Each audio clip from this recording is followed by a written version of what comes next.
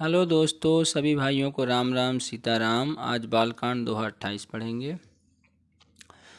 मंगल भवन अमंगल हारी, द्रबहु सुदशरथ अजिर बिहारी। सठ सेवक की प्रीति रुचि, रखी हैं राम कृपालु। उपल किए जल जान जेहि, सचिव सुमति कपि भालु।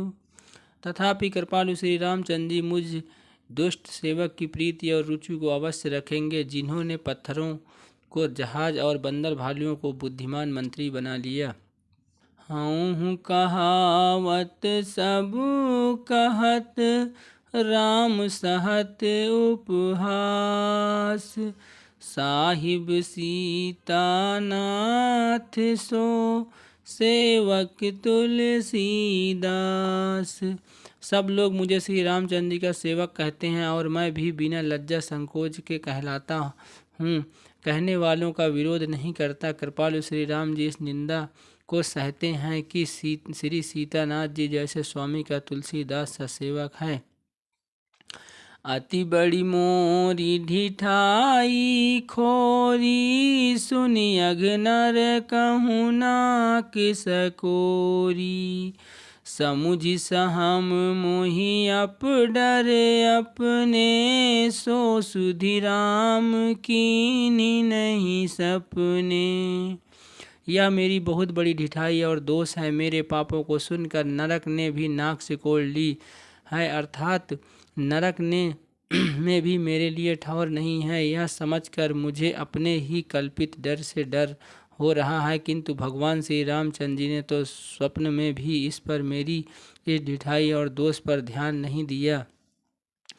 सुनी अवलोकी सुचित चख चाही, भगति मोर मति स्वामी सराही।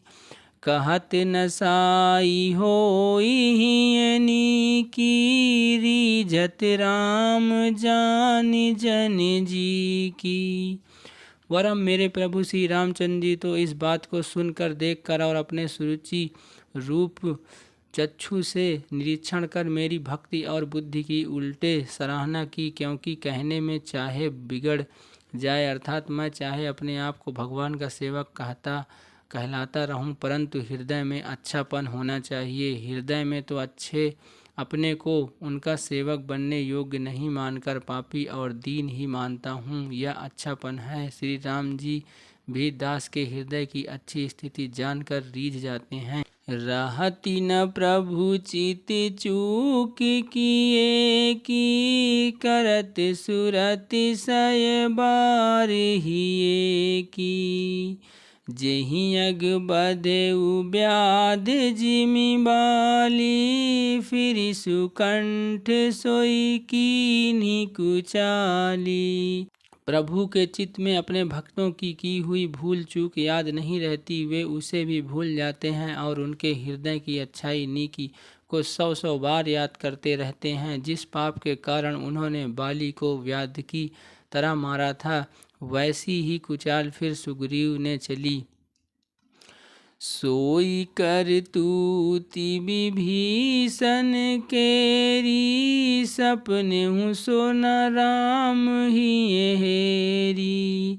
ते भरतहि भेंटत सन माने, राजसभा रघुबीर बखाने। वही करनी विभीषण की थी, परंतु श्री रामचंद्र जी ने स्वप्न में भी उसका मन में विचार नहीं किया। उल्टे भरत जी से मिलने के समय श्री रघुनाथ जी ने उनका सम्मान किया और राज्यसभा में भी उनके गुणों का बखान किया। मंगल भवन अमंगल हारी, द्रबहु सुदशरथ अजिर बिहारी। प्रभु तरु तर कपि डार पर, ते किए आप समान। तुलसी कहूँ ना राम से, साहिब सील निधान। प्रभु श्री रामचंद्र जी तो वृक्ष के नीचे और बंदर डाली पर अर्थात कहाँ मर्यादा पुरुषोत्तम सच्चिदानंद परमात्मा श्री राम जी और कहाँ पेड़ों की शाखाओं पर कूदने वाले बंदर, परंतु ऐसे बंदरों को भी उन्होंने अपने समान बना लिया। तुलसीदास जी कहते हैं कि श्री रामचंद्र जी सरीखे सील निधान स्वामी कहीं भी नहीं हैं। राम निकाई रावरी है सबही को नीक, ज्यों यह साची है सदा तौनी को तुलसीक। हे श्री राम जी, आपकी अच्छाई से सभी का भला है, अर्थात आपका कल्याणमय स्वभाव सभी का कल्याण करने वाला है। यदि यह बात सच है तो तुलसीदास का भी सदा कल्याण ही होगा। एहि विधि निज गुण दोष कही, सबहि बहुरी सिरुनाई, बरनउँ रघुबर बिसद जसु, सुनि कलि कलुष नसाई। इस प्रकार अपने गुण दोषों को कहकर और सबको फिर सिर नवाकर मैं श्री रघुनाथ जी का निर्मल यश वर्णन करता हूँ, जिसके सुनने से कलयुग के पाप नष्ट हो जाते हैं। जागबलिक जो कथा सुहाई, भरद्वाज मुनि बरहि सुनाई, कहियौं सोई संवाद बखानी, सुनहु सकल सज्जन सुखुमानी। मुनि याज्ञवल्क्य जी ने जो सुहावनी कथा मुनि श्रेष्ठ भरद्वाज जी को सुनाई थी, उसी संवाद को मैं बखान कर कहूँगा। सब सज्जन सुख का अनुभव करते हुए उसे सुने। शंभु कीन्ह यह चरित सुहावा, बहुरी कृपा करि उमहि सुनावा, सोई शिव काक भुसुंड ही दीना, राम भगत अधिकारी चीन्हा। शिव जी ने पहले इस सुहावने चरित्र को रचा, फिर कृपा करके पार्वती जी को सुनाया। वही चरित्र शिव जी ने काकभुसुंडी जी को राम भक्त और अधिकारी पहचान कर दिया।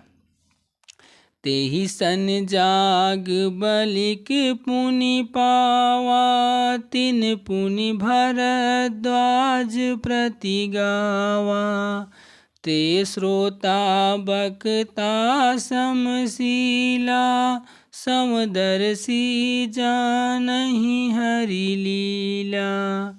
उन काकभुसुंडी जी से फिर याज्ञवल्क्य जी ने पाया और उन्होंने फिर उसे भरद्वाज जी को गाकर सुनाया। वे दोनों वक्ता और श्रोता याज्ञवल्क्य और भरद्वाज समान शीतल शील वाले और समदर्शी हैं और श्री हरि की लीला को जानते हैं।